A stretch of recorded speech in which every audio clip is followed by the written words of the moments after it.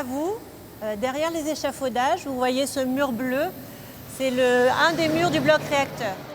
Bienvenue dans l'enceinte réacteur de la centrale de Brennilis. Pour le lancement de la dernière phase du démantèlement, EDF invite la presse pour une visite. On va comme ça créer des accès directement vers le bloc réacteur pour faciliter les accès des engins et des personnes. Ouvrir des accès, désamianter, faire de la place autour du bloc puis de la cuve du réacteur, monter des ateliers pour découper, extraire, traiter les déchets.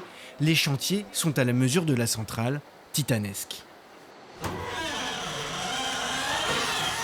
Donc là voilà, par cette porte, on rentre dans le bloc réacteur.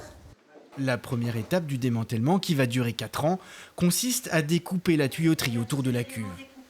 Dans ces tuyauteries circulait du gaz carbonique, puisque le réacteur était refroidi au gaz carbonique. Et c'est ces tuyauteries qui font à peu près 10 km. Ça représente environ 10 km en fait, de longueur à découper. Des robots viendront prendre leur place pour venir s'attaquer directement à la cuve. L'étape clé, ça sera le démantèlement de la cuve elle-même. Et donc celle-là, cette opération va durer à peu près 7 ans.